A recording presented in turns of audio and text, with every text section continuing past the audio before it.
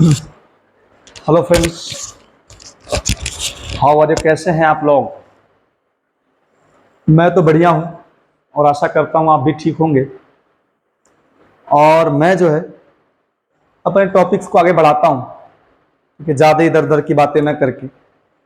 और मैं अपने टॉपिक्स में इसके पहले वाले वीडियो में मैंने बात किया था कि इलेक्ट्रॉनिक विन्यास वगैरह कैसे करें परमाणुओं का। हाँ, उसमें आप ये भी जानते रहिए कि आयनों का इलेक्ट्रॉनिक विन्यास भी आप कर सकते हैं। ऐसे आयन जिनमें इलेक्ट्रॉनों की संख्या जो है, मतलब आयनों में आप इलेक्ट्रॉनों की संख्या गिन लें, फिर आप आसानी से इलेक्ट्रॉनिक विन्यास कर सकते हैं। जैसे आपसे कोई कहे Na प्लस का इलेक्ट्रॉनिक विन्यास क्या होगा, Mg डबल प्लस का इलेक्ट्रॉनिक विन्यास क्या होगा, Al ट्रिपल प्लस का इलेक्ट्रॉनिक विन्यास क्या होगा, तो उनमें आप इलेक्ट्रॉनों की संख्या गिन लें और इन सब में इलेक्ट्रॉनों की संख्या 10 है, तो इलेक्ट्रॉनिक विन्यास 28 हो जाएगा। सी कोई बोल दे N ट्रिपल माइनस का इलेक्ट्रॉनिक विन्यास क्या होगा, O डबल माइनस का क्या होगा, F माइनस का क्या होगा, इन सब में भी इलेक्ट्रॉनों की संख्या 10 है, इनका भी इलेक्ट्रॉनिक विन्यास 28 होगा। तो आप इलेक्ट्रॉनों की संख्या गिन लो, आप आराम से इलेक्ट्रॉनिक विन्यास कर सकते हैं।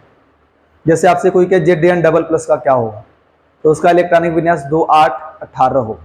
18 2 होता है, लेकिन डबल प्लस का मतलब 2 निकल चुका है। ठीक है, तो सब जानते रहिए आप। मैं यहां बात करूंगा संयोजकता, वैलेंसी। ठीक है, जो संयोजकता है, संयोजकता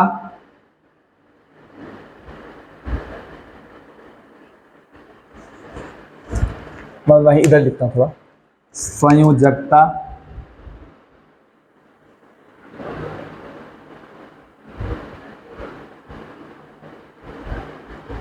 ग्रीक शब्द एक भाषा है यूनान की। जितने भी अंग्रेजी के वर्ड होते सब वहीं से डिराइव्ड है, व्युत्पन्न है। ठीक है, संयोजकता ग्रीक शब्द वैलेंसिया से लिया गया है, वैलेंसिया से लिया गया है।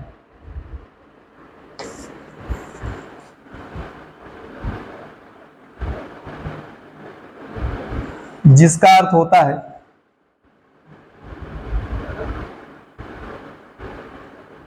जिसका अर्थ होता है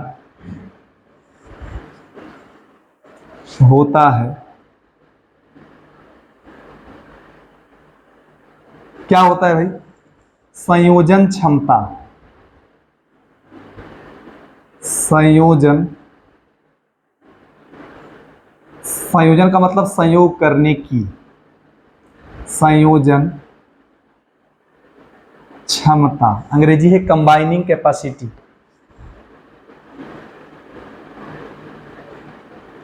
कंबाइनिंग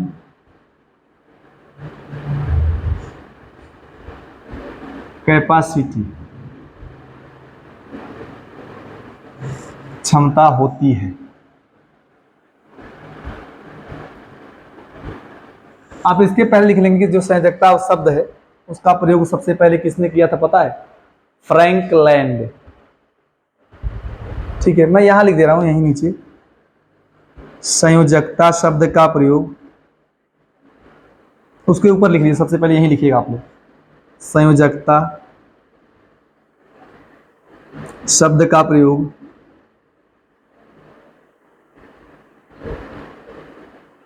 प्रयोग सर्वप्रथम फ्रैंक लैंड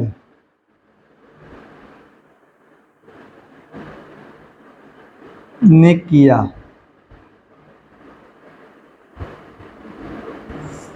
ठीक है, हाँ, इसको मैं एक्सप्लेन करूं थोड़ा सा।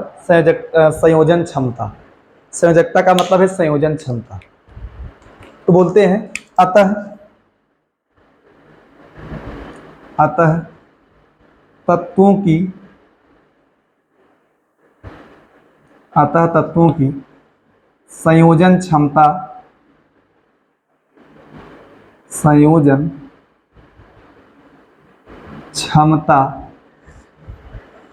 उनकी संयोजकता कहलाती है।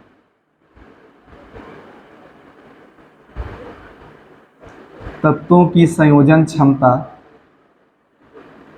उनकी क्या कहलाती है? संयोजकता। कि तत्वों के जुड़ने की क्षमता जो है क्या कहलाती है? संयोजकता। इसको यहां लिख लो, मिटा दे रहा हूं इसको, लिख लीजिएगा आप लोग ध्यान से। अब देखो संयोजकता के, अब ये संयोजन क्षमता का मतलब इसमें क्या बताया कि तत्वों की संयोजन क्षमता क्या है।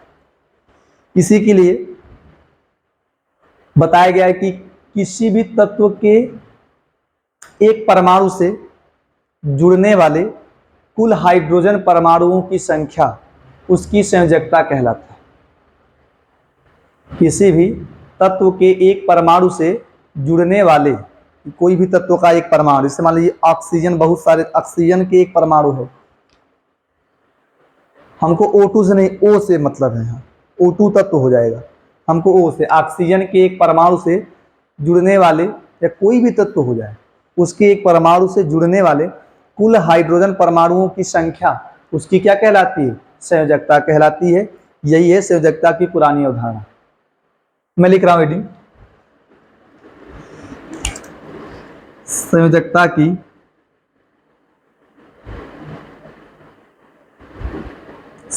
की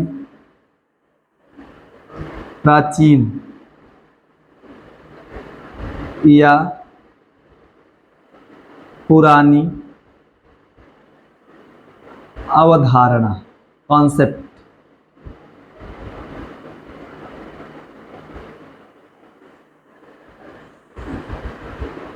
ये पुरानी अवधारणा फ्लॉप, जानते हैं फ्लॉप होगी भी, और क्यों? इसका इंटरेस्टिंग भाई, इंटरेस्टिंग बात है जानना इसके विषय। देखो ध्यान से, इसके अनुसार, किसके अनुसार? संयोजकता की पुरानी अवधारणा के अनुसार। इसके अनुसार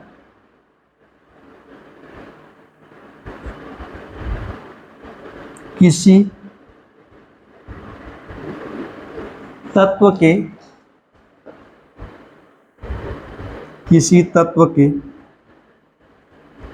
एक परमाणु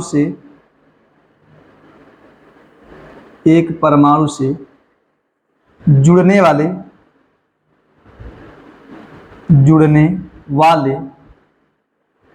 कुल हाइड्रोजन परमाणुओं की संख्या उसकी संयोजकता कहलाता है।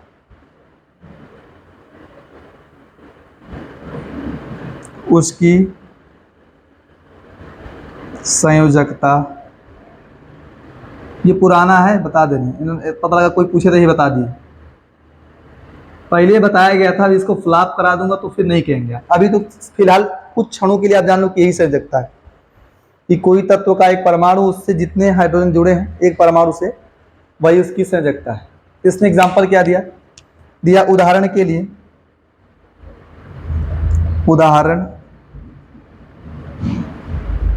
के लिए मैं बोल रहा हूं, लिख लें आप, ज्यादा जगह नहीं। उदाहरण के लिए लिख लें, H2O में, या OH2 भी कह सकते हैं, में, इसके आगे लिख लें, H2O में ऑक्सीजन के एक परमाणु से कुल 2 हाइड्रोजन संयुक्त हैं या जुड़े हुए हैं। H2O में ऑक्सीजन के एक परमाणु से कुल 2 हाइड्रोजन परमाणु जुड़े हैं। इस प्रकार ऑक्सीजन की संयोजकता 2 होती है। भाई देख लें कि इसके साथ में कुल 2 H जुड़े हैं, तो आप लिख सकते हैं में ऑक्सीजन की संयोजकता कितनी होती है? 2। लेकिन पूरा लिखेंगे आप, H2O में ऑक्सीजन के एक परमाणु से कितने हाइड्रोजन? 2 हाइड्रोजन जुड़े हैं। इस प्रकार जो ऑक्सीजन होती है उसकी वैलेंसी 2 होती है, संयोजकता 2 होती है। और एग्जांपल दिया गया कि मैं बात करूं, जैसे NH3 है, PH3 है, में नाइट्रोजन व फास्फोरस की संयोजकता 3 है। क्यों? क्योंकि जो है आप लिख सकते हैं ना, मैं पहले एक की बात कर रहा हूँ, बाकी समझ लेंगे पूरा। NH3 में नाइट्रोजन की संयोजकता 3 होती है क्योंकि नाइट्रोजन के एक परमाणु से कुल कितने हाइड्रोजन जुड़े हैं? 3 हाइड्रोजन जुड़े हैं। क्योंकि इसमें नाइट्रोजन के एक परमाणु से कुल कितने भाई NH3 में नाइट्रोजन की संयोजकता कितनी है? संयोजकता 3 होती है, 3 होती है। और बोल दिया जाए CH4 है, CH4 में कार्बन के एक परमाणु से कितने हाइड्रोजन जुड़े हैं? 4 हाइड्रोजन जुड़े हैं। CH4 में कार्बन के एक परमाणु से 4 हाइड्रोजन जुड़े हुए हैं या जुड़े हुए पाए जाते हैं। इस प्रकार कार्बन की संयोजकता 4 होती है। NH3 में यानी कि एक परमाणु से 3 हाइड्रोजन जुड़े हैं, इस प्रकार यानी कि संयोजकता 3 होती है। CH4 में कार्बन के एक परमाणु से 4 हाइड्रोजन परमाणु जुड़े हैं या जुड़े हुए पाए जाते हैं। इस प्रकार CH4 में कार्बन की संयोजकता कितनी होती है? संयोजकता 4 होती है। इतना दिया एग्जाम्पल, इसके बाद मैं अपवाद बता दूंगा। अपवाद बता रहा हूं, यही मैं समझा रहा हूं।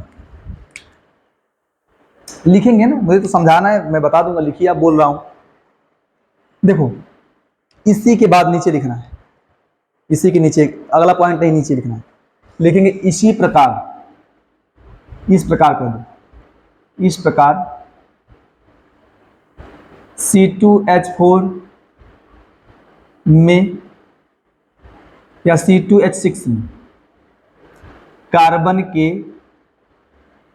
प्रत्येक कार्बन की बोल सकते हैं कि प्रत्येक कार्बन से 3 हाइड्रोजन जुड़े हुए पाए जाते हैं या पाए जाएंगे, या सीधा बोलो, अब समझ लो इसे। इस प्रकार C2H6 में प्रत्येक कार्बन की संयोजकता, प्रत्येक कार्बन की संयोजकता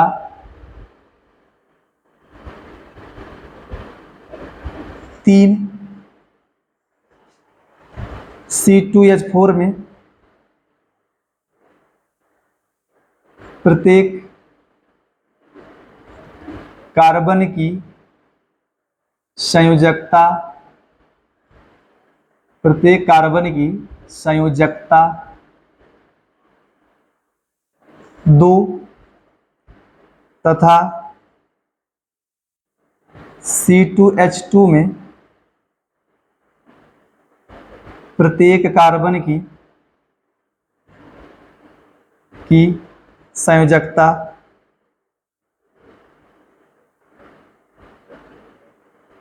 1 होनी चाहिए, होनी चाहिए।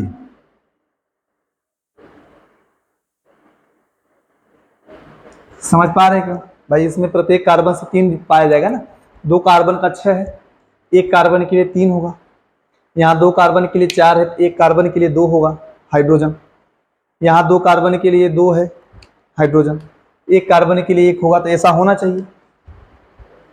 और एक और है, एक नोटिस पॉइंट है, जैसे H2O2 है में प्रत्येक O की संयोजकता कितनी होनी चाहिए? O परमाणु की संयोजकता, प्रत्येक O परमाणु की संयोजकता 1 होनी चाहिए। लेकिन मैं बता दूं कि ऑक्सीजन की वैलेंसी हमेशा 2 होती है, संयोजकता हमेशा 2 होती है, ठीक है? मतलब यहां 2 है समझो, लेकिन इसके अनुसार तो 1 बताया जा रहा है।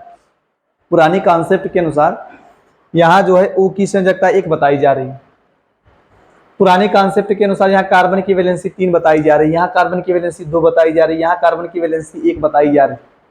लेकिन प्रत्येक स्थान पे, हर स्थान पे कार्बन की वैलेंसी 4 है, कार्बन की वैलेंसी 4 हो गई करती है। आपको ये बता पा रहा है क्या क्यों है? इसके अनुसार तो यहाँ दो तीन होनी चाहिए, यहाँ दो होना चाहिए, यहाँ एक होना चाहिए, जबकि सब जगह यहाँ भी कार्बन का वैलेंसी 4 है, यहाँ भी 4 है, सभी जगह। यहाँ भी O की वैलेंसी 2 होनी चाहिए, वहां तो 2 है ही, इसलिए इसको फ्लॉप कर दिया गया। इस प्रकार संयोजकता की पुरानी अवधारणा को अमान्य कर दिया गया। नीचे लिख लेंगे, इस प्रकार संयोजकता की पुरानी अवधारणा को अमान्य कर दिया गया। यहां सुनिए, पहले एक होनी चाहिए, जबकि प्रत्येक यौगिक में कार्बन की संयोजकता 4 है, ऐसा भी लिख लेंगे आपने। नीचे लिख लेंगे होनी चाहिए, यहां क्या लिखेंगे, जबकि प्रत्येक कार्बन की संयोजकता या यौगिक, मतलब कह सकते हैं हाँ, जबकि इनमें प्रत्येक कार्बन की संयोजकता 4 है। यहां बोलेंगे इसमें प्रत्येक ऑक्सीजन की संयोजकता 2 है, लेकिन इसके अनुसार तो 1 होनी चाहिए। यहां उसके अनुसार तो यहां 3 2 1 होना चाहिए। इस प्रकार लिखेंगे, संयोजकता की पुरानी अवधारणा को अमान्य कर दिया गया। इस प्रकार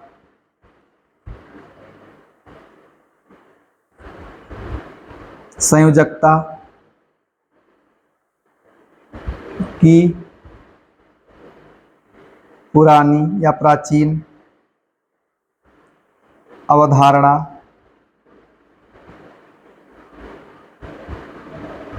को अमान्य कर दिया गया। तो अब क्या पढ़ेंगे, संयोजकता की आधुनिक अवधारणा या संयोजकता का इलेक्ट्रॉनिक सिद्धांत। ठीक है, लिखिए।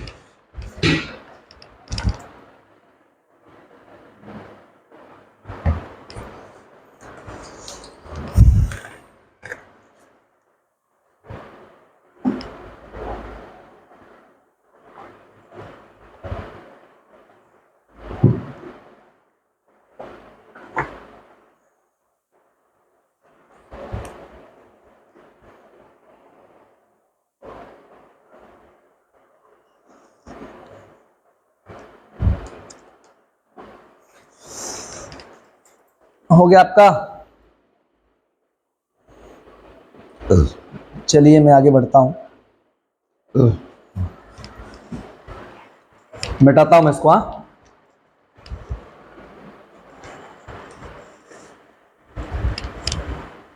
इसको समझना भूल जाना है, ऐसा नहीं कि रट के बैठे हैं, पता लगा इसी से सारा काम आपका होने वाला है। कई स्थानों पे तो पढ़ाया भी नहीं जाता। ठीक है, हाँ, थोड़ा सा संयोजकता के आधुनिक कॉन्सेप्ट को भी समझना ही है और कुछ नहीं करना है।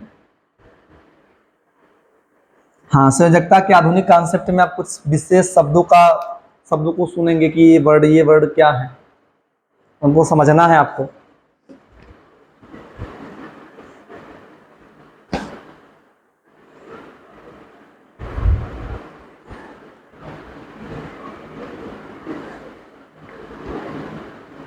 यहाँ आपका हेडिंग वैलेंसी तो बढ़िया था, वैलेंसी आती बढ़िया था ना, वैलेंसी।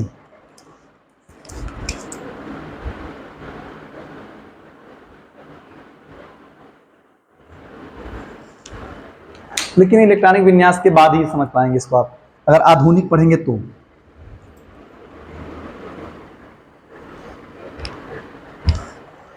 देखो,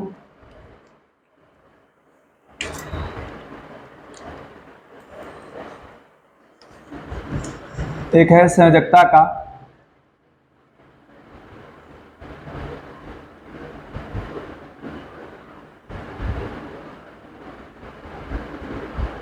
आधुनिक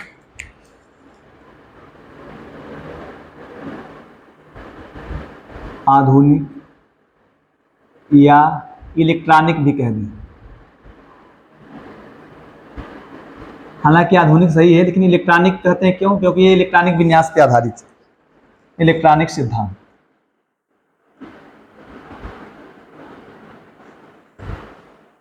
ठीक है,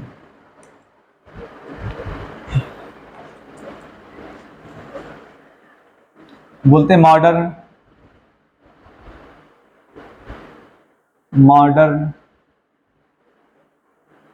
या इलेक्ट्रॉनिक,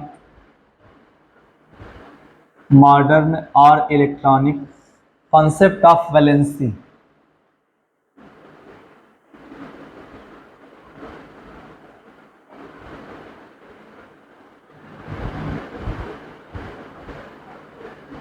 देखो संयोजकता के इलेक्ट्रॉनिक सिद्धांत के अनुसार क्या होता है, तो क्या बोलेंगे, पहले लिख लें कि यह सिद्धांत किसने प्रस्तुत किया। यह सिद्धांत लिख लें कि यही पूरा नाम कि संयोजकता का आधुनिक सिद्धांत ना, इलेक्ट्रॉनिक सिद्धांत। यह सिद्धांत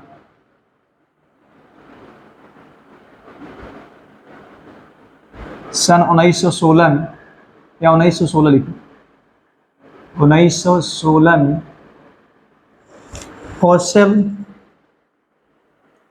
कौशल एंड लुइस, LEWIS, कौशल ऐसे हिंदी होता है, तथा लुइस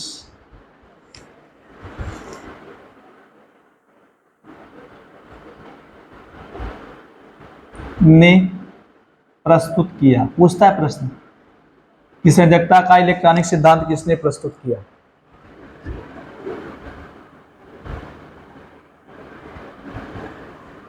ने प्रस्तुत किया। इसके अनुसार बातें क्या होती हैं, ठीक है, इसके अनुसार क्या लिख सकते हैं,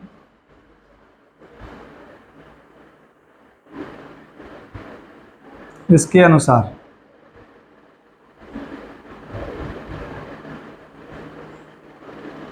बताया गया है कि हीलियम के अतिरिक्त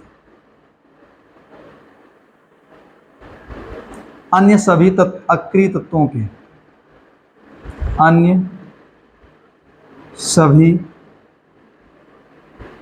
अक्रिय या उत्कृष्ट बोल सकते हैं, उत्कृष्ट तत्वों के बाहरी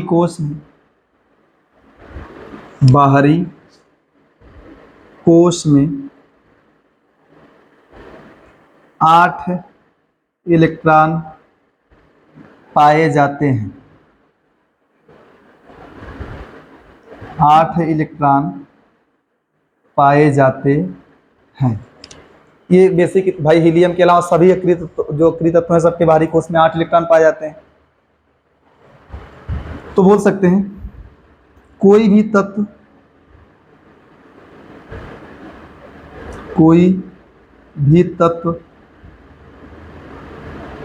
अपने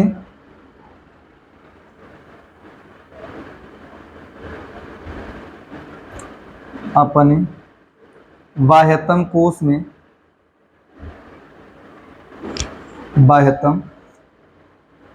में 8 इलेक्ट्रॉन करने के लिए,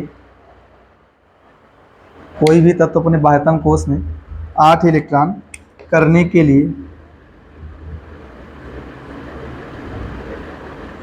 ये संयोजकता का अष्टक सिद्धांत होता है। करने के लिए जितने इलेक्ट्रॉन त्याग करता है, इलेक्ट्रॉन का त्याग करता है,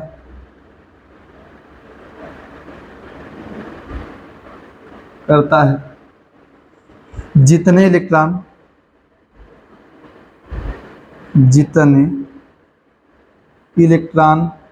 को ग्रहण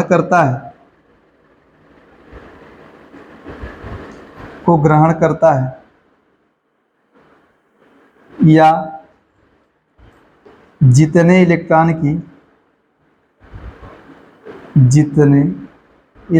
की साझेदारी करता है,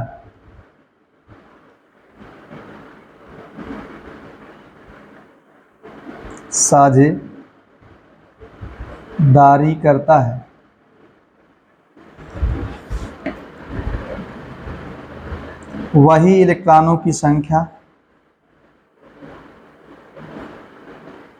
इलेक्ट्रॉनों की संख्या उसकी संयोजकता कहलाती है। उसकी संयोजकता कहलाती है।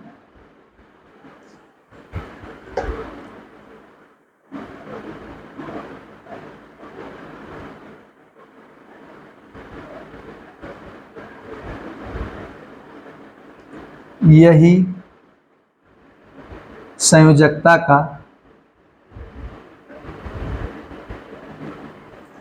संयोजकता का अष्टक सिद्धांत है।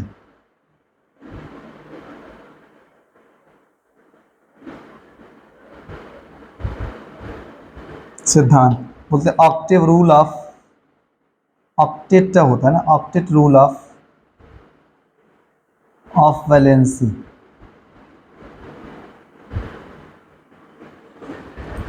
सिद्धांत है मतलब सही, ये संयोजकता का अष्टक सिद्धांत है। हालांकि संयोजकता को आप ये समझिए, अपनी भाषा में ये समझना, ये तो रट सकते हैं आप इसको कि हीलियम के अलावा, एनसीईआरटी की डिफिनेशन है कि हीलियम के अलावा सभी तत्वों के बाहरी कोश में 8 इलेक्ट्रॉन पाए जाते हैं। कोई भी तत्व अपने बाहरी कोश में 8 इलेक्ट्रॉन करने के लिए जितना इलेक्ट्रॉन त्याग कर सकता है, जितने इलेक्ट्रॉन ग्रहण कर सकता है, या जितने इलेक्ट्रॉन की साझेदारी कर सकता है, वही इलेक्ट्रॉनों की संख्या उसकी क्या कहलाती है? संयोजकता। यह आधुनिक यही संयोजकता का अष्टक सिद्धांत। लेकिन आप संयोजकता का इलेक्ट्रॉनिक सिद्धांत बोले तो आप इस तरीके से, ये अष्टक सिद्धांत, अगर आपको अष्टक सिद्धांत ना लिखना हो, इलेक्ट्रॉनिक सिद्धांत लिखना हो, तो आप अपनी भाषा में इस तरीके से लिख सकते हैं कि कोई भी तत्व अपने नजदीकी अक्रिय तत्व की तरह, कोई भी तत्व अपने नजदीकी अक्रिय तत्व की तरह स्थायी संरचना प्राप्त करने के लिए जितने इलेक्ट्रॉन त्याग कर सकता है, उसका नजदीकी अक्रिय तत्व चाहे जो भी रहे, उसकी तरह स्ट्रक्चर को प्राप्त करने के लिए जितना इलेक्ट्रॉन त्याग कर सकता है, जितना इलेक्ट्रॉन ग्रहण कर सकता है, या जितने इलेक्ट्रॉन की साझेदारी कर सकता है, वही इलेक्ट्रॉनों की संख्या उसकी क्या कहलाती है? संयोजकता। ये तो अष्टक सिद्धांत है, संयोजकता का अष्टक सिद्धांत। ये हीलियम पर लागू नहीं होता, हीलियम के अलावा, ये हीलियम के अलावा, इसलिए मैंने थोड़ा सा ये लिखवाया है। लेकिन अगर आप इलेक्ट्रॉनिक सिद्धांत की बात करें तो आप ये भी लिख सकते हैं कि कोई भी तत्व अपने नजदीकी अक्रिय तत्व की तरह स्थायी संरचना प्राप्त करने के लिए जितना इलेक्ट्रॉन त्याग कर सकता है, जितना इलेक्ट्रॉन ग्रहण कर सकता है, या जितने इलेक्ट्रॉन की साझेदारी कर सकता है, वही इलेक्ट्रॉनों की संख्या उसकी क्या कहलाती है? संयोजकता। जैसे एग्जांपल, सोडियम 1 इलेक्ट्रॉन त्याग कर सकता है, उसकी संयोजकता 1 है। का जो है मैग्नीशियम 2 इलेक्ट्रॉन त्याग कर सकता है, संयोजकता 2 है। जिंक 2 इलेक्ट्रॉन त्याग कर सकता है, संयोजकता 2 है।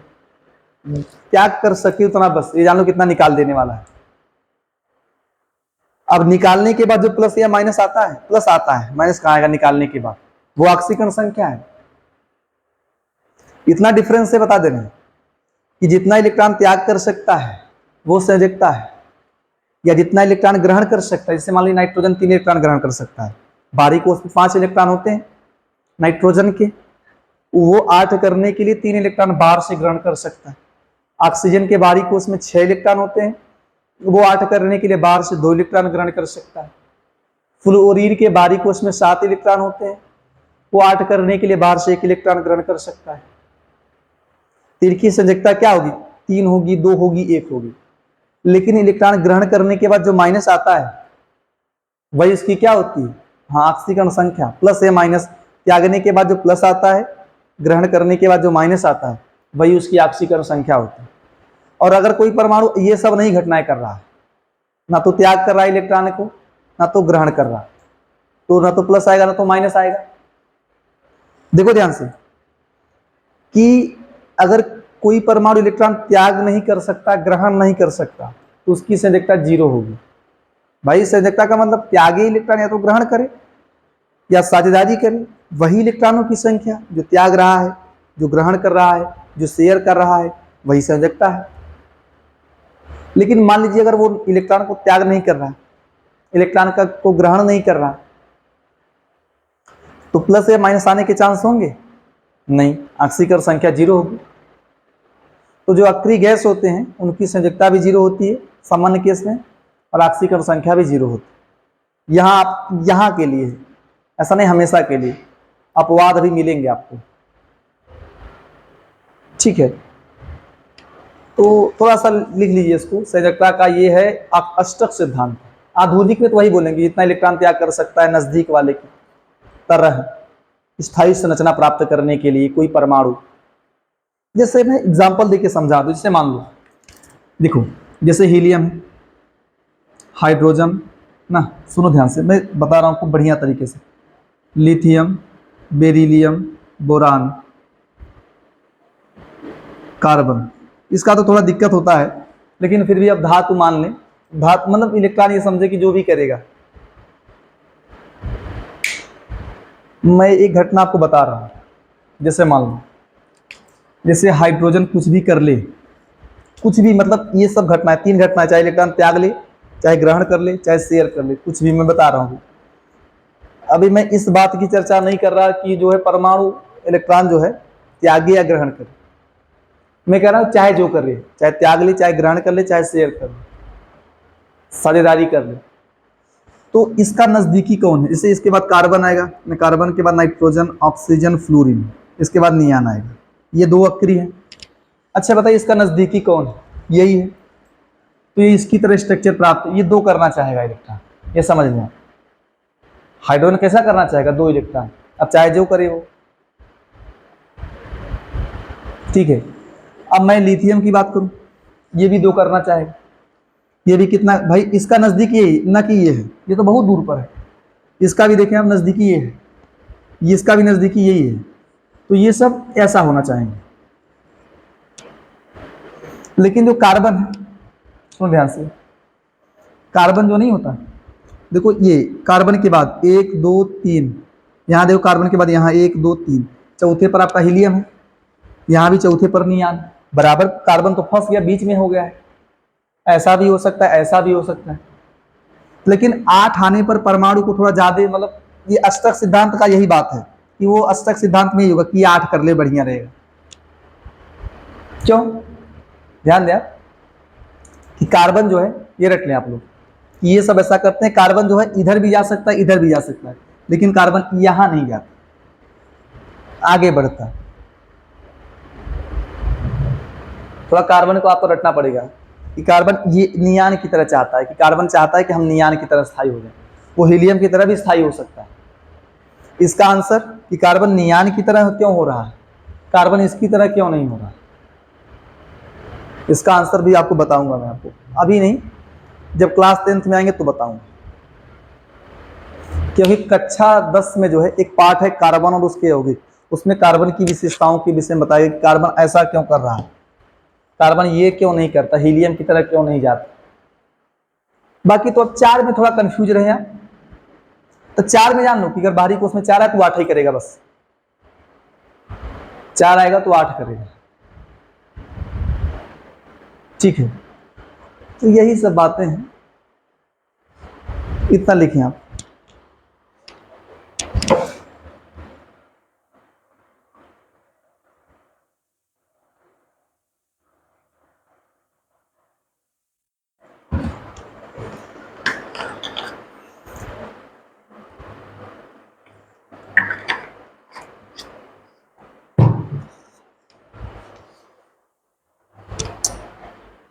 इसको मिटा दूं। अब मैं कुछ वर्ड्स बता रहा हूं आपको, कुछ शब्द,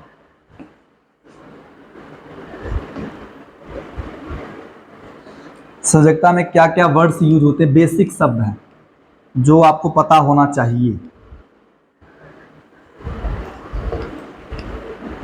ठीक है। इसको भी मिटा दूं, ऊपर वाला भी कहाँ रखा हूं इसको। एक शब्द है संयोजी कोष तथा संयोजी इलेक्ट्रॉन। हालांकि इस सब की चर्चाएं बहुत बढ़िया 11 में की जाती है, लेकिन मैं आपको अभी बता दे रहा हूँ वर्ड्स वगैरह, ताकि वर्ड पे पकड़ रहे, ठीक है, शब्दों पे आपकी पकड़ रहे। देखो एक है संयोजी कोष, संयोजी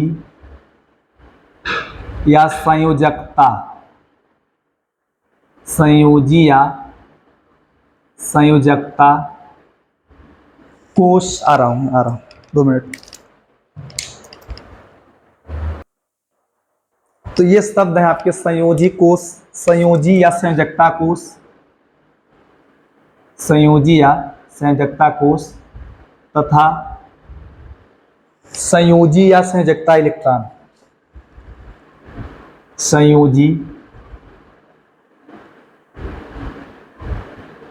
या संयोजकता इलेक्ट्रॉन, ब्रैकेट में लिखना है इसको, संयोजकता इलेक्ट्रॉन।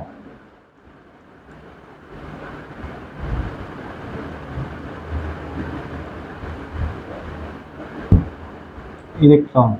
अब देखें आप संयोजी जानते रहे, संयोजी कोश और संयोजी इलेक्ट्रॉन। अंग्रेजी है valency shell and valency electron. Valency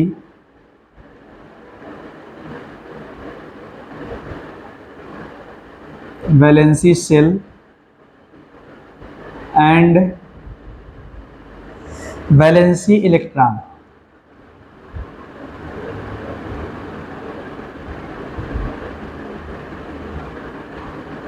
क्या होता है, ध्यान दें, लिखेंगे आप किसी परमाणु का, किसी परमाणु का, या आयन भी हो सकता है, एक परमाणु का आयन, उसकी तो बातें नहीं होती। किसी परमाणु का इलेक्ट्रॉनिक विन्यास करने पर, इलेक्ट्रॉनिक विन्यास करने पर प्राप्त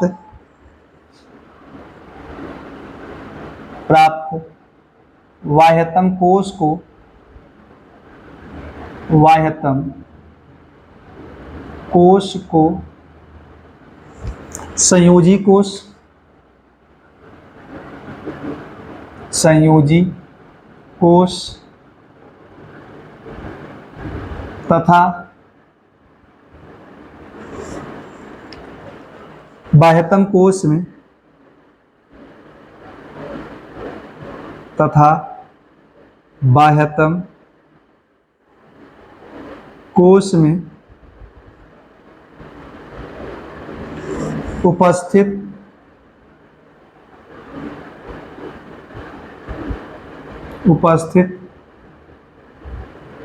इलेक्ट्रॉनों की संख्या को, इलेक्ट्रॉनों की संख्या को संयोजी इलेक्ट्रॉन कहा जाता है। संयोजी या संयोजकता इलेक्ट्रॉन कहा जाता है।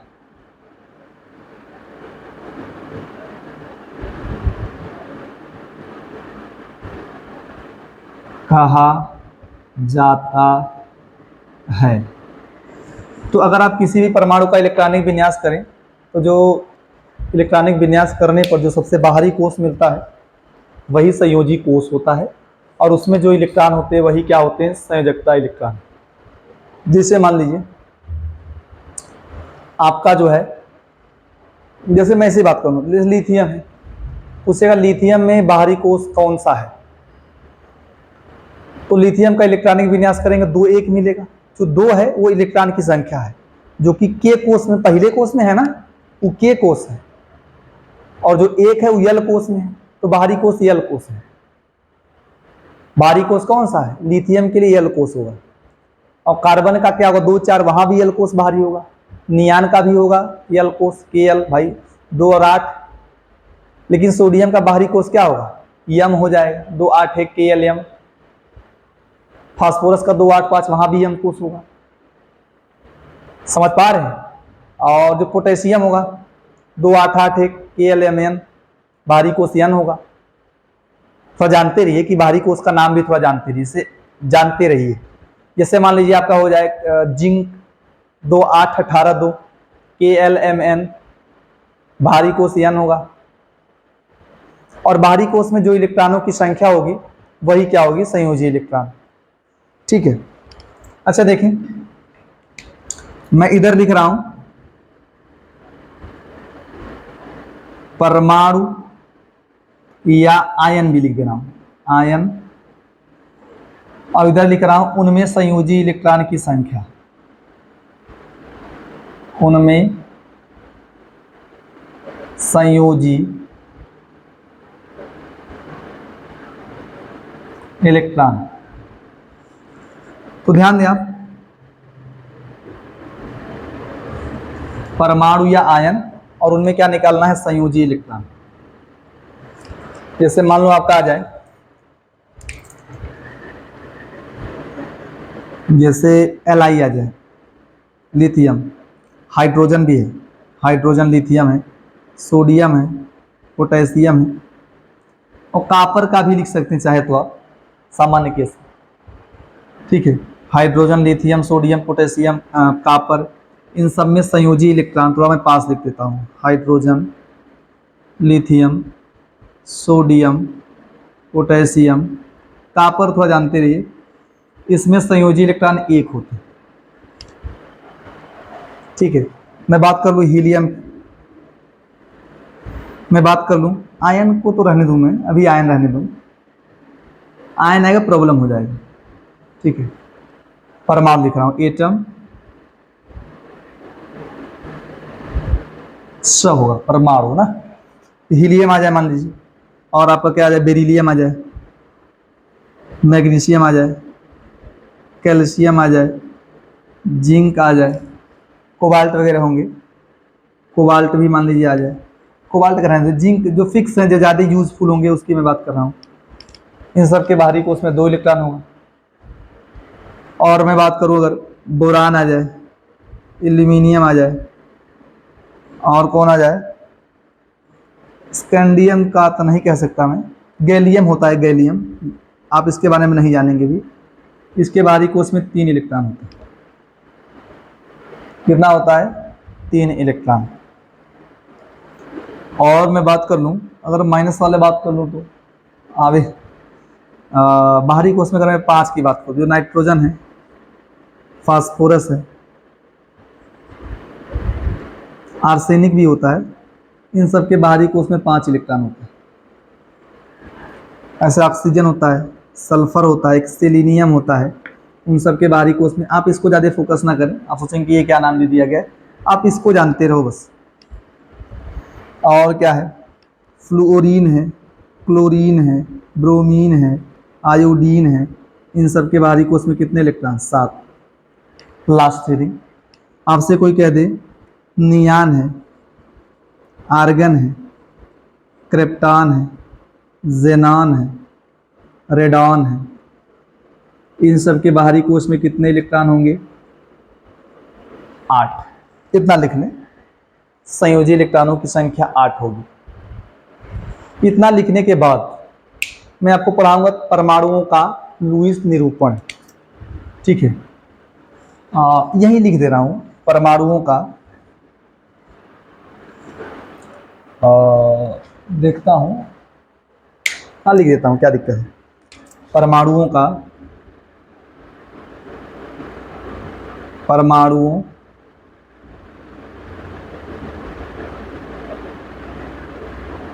या मैं तत्वों कह दूं, तत्वों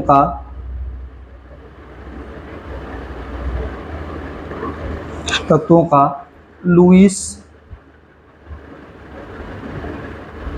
निरूपण।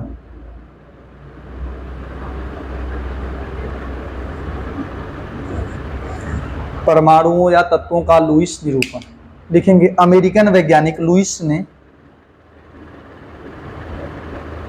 अमेरिकन वैज्ञानिक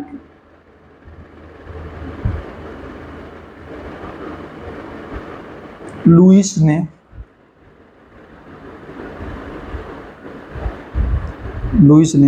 परमाणुओं के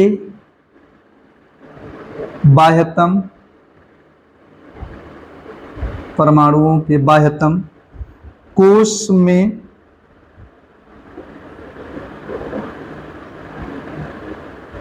में उपस्थित इलेक्ट्रॉनों की संख्या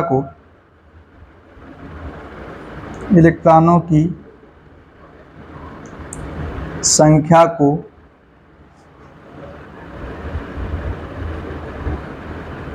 बिंदु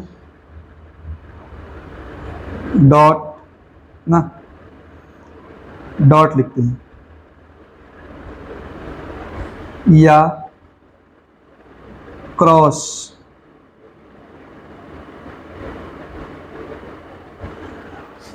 से प्रदर्शित किया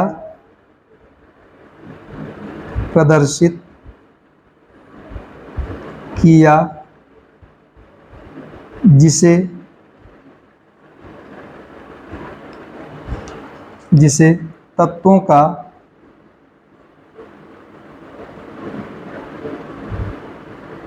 लुईस निरूपण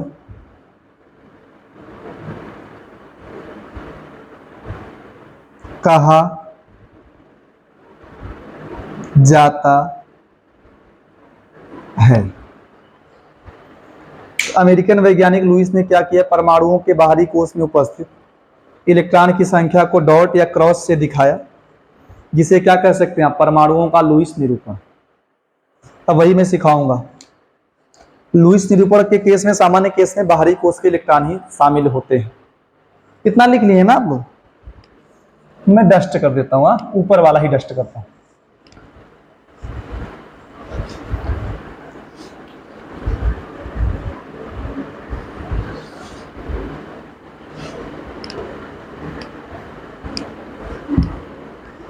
ठीक है, इधर मैं लिख रहा हूं कुछ परमाणु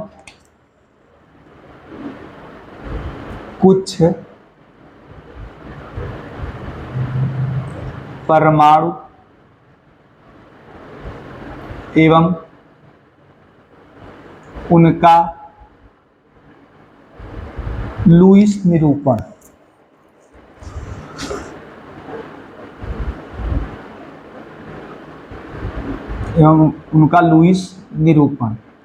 तो लुईस निरूपण करने के लिए आपको बाहरी कोश के इलेक्ट्रॉन पता होना चाहिए कि किस परमाणु के बाहरी कोश में कितने इलेक्ट्रॉन हैं। जैसे मान लो हाइड्रोजन हुआ, मैं सीधा दिखा रहा हूं हाइड्रोजन का लुईस निरूपण। हाइड्रोजन के पास एक इलेक्ट्रॉन, उसका ऐसे दिखा देंगे। कोई बोले लिथियम का दिखाओ, लिथियम का क्या होगा, नहीं हीलियम को दिखाता हूं पहले।